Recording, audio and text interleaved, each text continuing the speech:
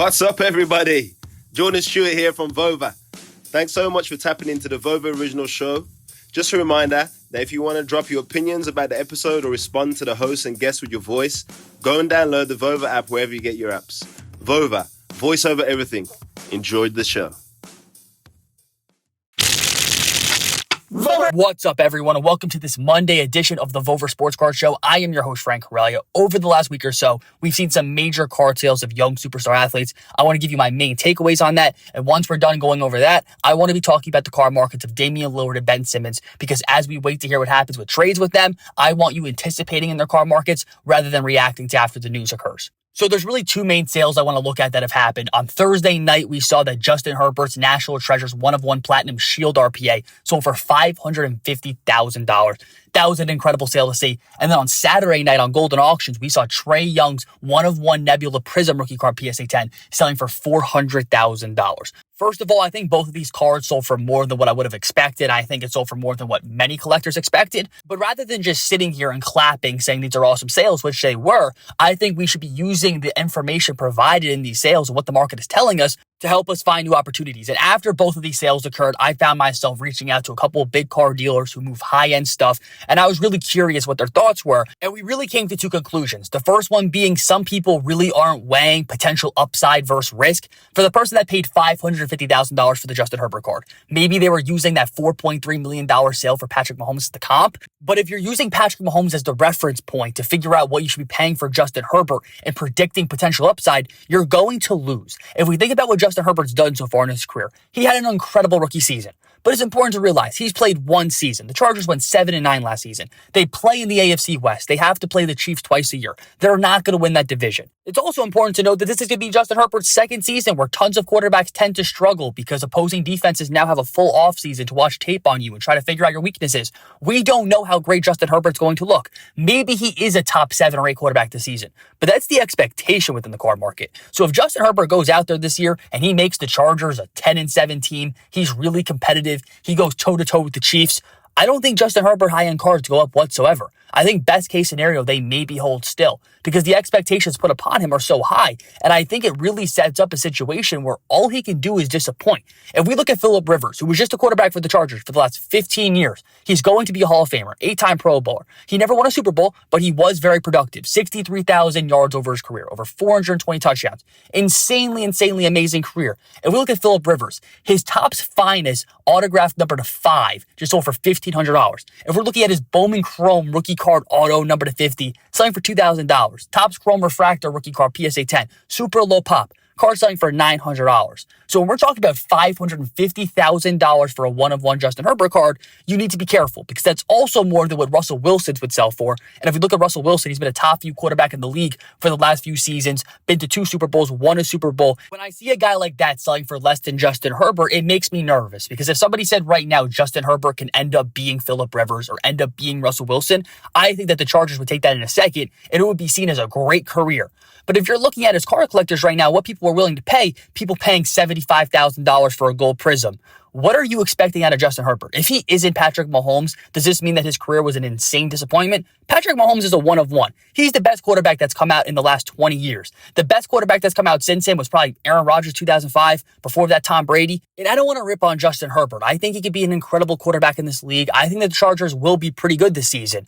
But I think the expectations are way too high. And I think his collectors can lose way more than they could win. And then this makes us look at Trae Young as well. And we look at his 1/1 Prizm selling for $400,000. And Trae Young had an incredible postseason. And I thought that he received some unfair criticism during this regular season because the numbers did go down from last year. Heading into this last NBA season, people were expecting big things out of the Hawks. Oh, can Trae Young make his first postseason? And then we saw his numbers dip a little bit. He averaged 30 and 10 in year 2. We saw his numbers come down, which made sense because the Hawks added additional pieces and they became an actual playoff team. But during this entire NBA regular season, people were hating on Trae Young for the most part. And then we got to the postseason and he looked phenomenal. He had a great series against the Knicks. He had a great series against the Sixers. And we found people going crazy over Trae Young. And now the narrative is completely different from where it was then. And all kudos to him. But please understand this. When we look at someone like Damian Lillard's card prices and compare that to Steph Curry, there is an insane price difference. If we look at the National Treasures RPA number $199. For Damian Lillard, it's selling for below $10,000. We look at Steph Curry, it's selling for hundreds of thousands of dollars. And the reasoning behind this from people is Damian Lillard is on the path to be a Hall of Famer, but Steph Curry is on the path to being a top 10 player in league history. And that's the reason why there's a massive price gap. And that's fair. But then when we look at Trae Young's card selling for $400,000, it makes me ask, what's the upside? Because what if he is Damian Lillard? That should be viewed as a massive success if Trae Young could spend the majority of his career viewed as a top 3 point guard in the league, have great playoff moments. When first off, I don't even know if any Damian Lillard card would sell for $400,000. His gold Prizm rookie card, number to 10, last sold for about $70,000. We're talking about Dame Dollar, a guy who I'm going to talk about later on in the show today, who's one of the best players of this generation. And I just want people to be clear that when you're buying young superstars, there needs to be a value proposition. You need to be buying these guys where if they perform the way that you expect, there's room for their narrative to improve. There's room for expectations to go up, for people to get really excited. And that's when you make money. But you need to be very, very careful when expectations are too high. Because if you look at the market right now, Kevin Durant, LeBron James, Steph Curry, Kevin Durant, Michael Jordan, there are a ton of really high-end cards of these guys that are down right now relative to a few months ago. A couple weeks ago at the National, I talked to Ken Golden, who his platform facilitates the vast majority of these high-end sales,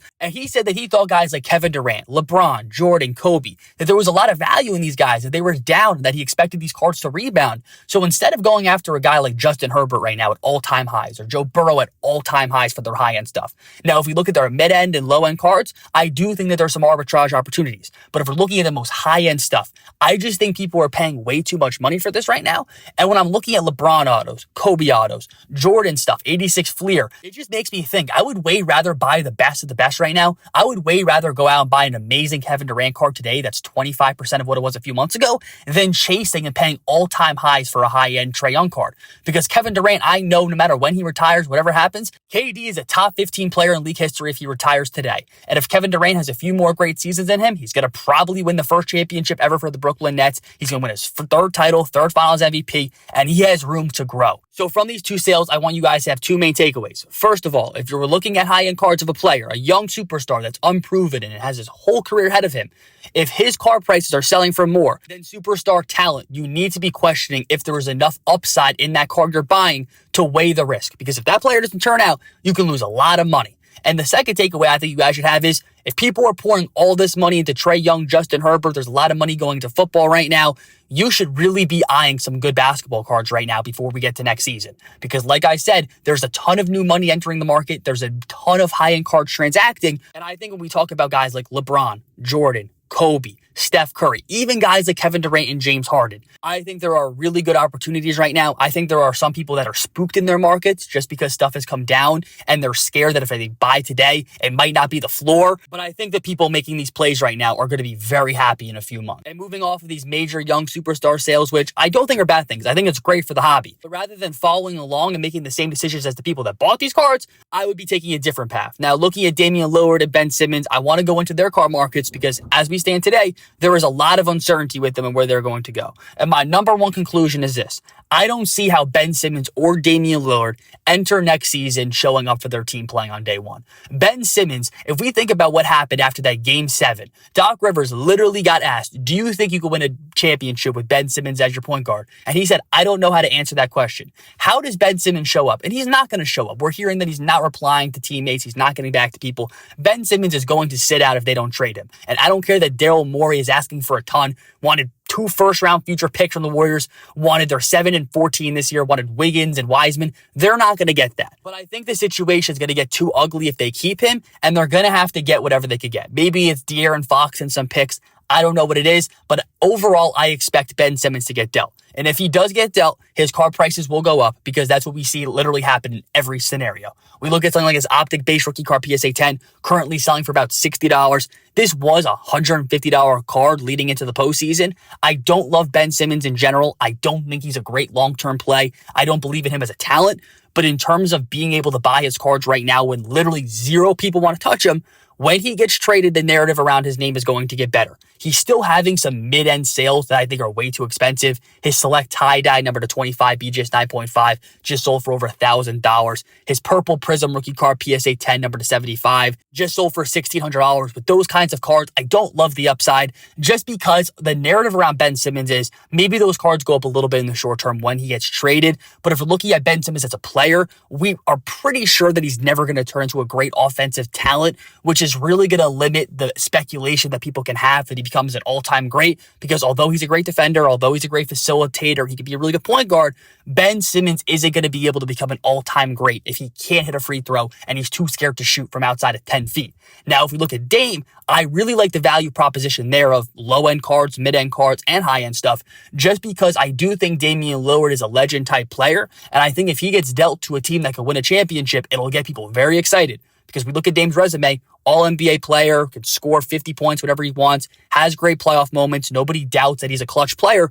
All he needs is to be in a situation where he could genuinely win. And we look at his NT RPA stuff under $10,000 for the NT RPA number 99. I like plays like that. I don't know if his base Prizm rookie card PSA 10 is the best play at about $800 right now. I would probably rather go after like a flawless auto, not a rookie auto, but just something like 2017, 2018, one of these recent releases, get a nice numbered auto or a rare parallel of him, get something like a 2016 Galactic, find a really cool rare Damian Lillard card. And I think that once he gets traded, because he's not going to be able to stay in Portland, supposedly he's disappointed with what Portland did. It's the Portland Trail Blazers. They're not going to be able to attract big free agents ever.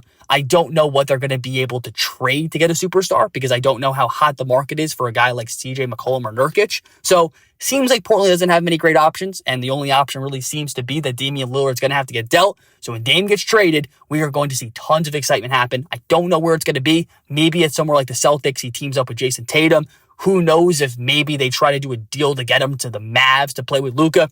Wherever he goes, I know one thing. The narrative around Damian Lillard and the excitement around his name is going to go up heading into next season, and that is going to be the number one driver for why his sports cards go up. So I appreciate you listening to this Monday edition of the Vover Sports Card Show. I am your host, Frank Hrelja, and I'll be back again on Wednesday.